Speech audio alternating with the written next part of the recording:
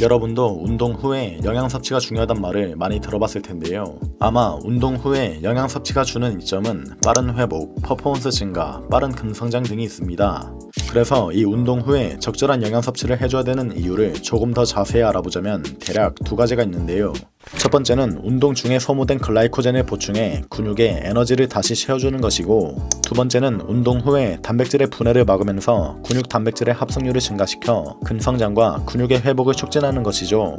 그래서 오늘은 국제 저널들에 출판된 논문들을 참고해 운동 직후에 가장 효과적인 영양 섭취 방법들을 좀 알아볼 건데요.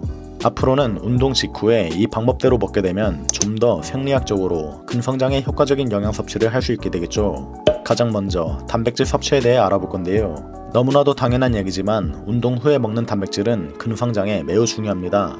과거에 출판된 이 논문을 보면 운동 직후에는 느린 흡수 단백질보다 흡수가 빠른 단백질을 먹는 게 근육의 합성을 훨씬 더 높인다는 결과가 나타났는데요.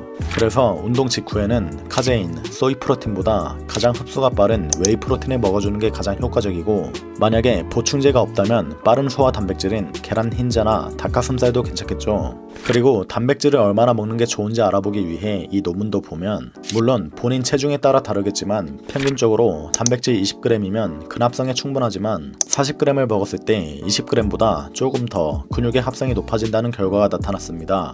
결론적으로 운동 후 단백질은 최소 20g에서 최대 40g 정도로 흡수가 빠른 웨이 프로틴을 먹어주면 되겠죠.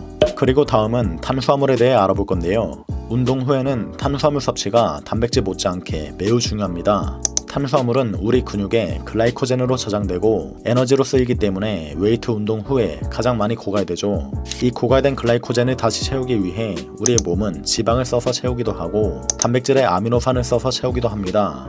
이런 이유 때문에 운동 후에 탄수화물을 먹어서 글라이코젠을 다시 보충하지 않으면 단백질을 분해하기 때문에 근손실이 날 수도 있다고 하는 것이죠. 그래서 국제 저널에 출판된 이 논문을 보면 운동 직후에 바로 탄수화물을 먹는 게 운동 2시간 후에 먹는 것보다 훨씬 더 많은 글라이코젠이 재합성된다는 결과가 나타났죠. 게다가 또 다른 국제 저널에 출판된 이 논문도 보면 운동 직후에 단백질만 먹는 것보다 탄수화물과 단백질을 같이 먹는 게 성장 호르몬의 분비를 상당히 많이 높인다는 결과가 나타났기 때문에 운동 직후에는 탄수화물과 단백질을 같이 먹어주는 게 더 좋겠죠.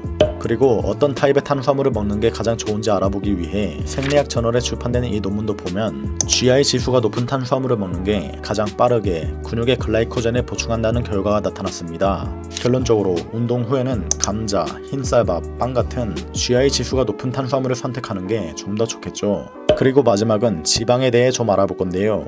운동 직후의 지방 섭취는 아직까지 근성장을 촉진시킨다는 증거가 없습니다. 오히려 운동 직후의 지방 섭취는 탄수화물의 흡수를 방해할 수도 있는데요. 이 말은 즉 운동 직후에는 탄수화물과 단백질만 먹어주고 지방 섭취는 최대한 줄이는 게 글라이코젠 보충과 근육 합성에는 좀 더 유리할 수 있다는 거죠. 마지막으로 몇 시간 안에 먹는 게 좋은지 알아보자면, 운동 3시간 전에 이미 식사를 했다면 기회의 창이 운동 후 3시간 정도까지 늘어나기 때문에 이럴 때는 바로 안 먹어도 괜찮지만, 만약에 공복 운동을 했다면 운동 직후에 최대한 빠르게 탄수화물과 단백질을 같이 먹어주는 게 훨씬 더 좋겠죠.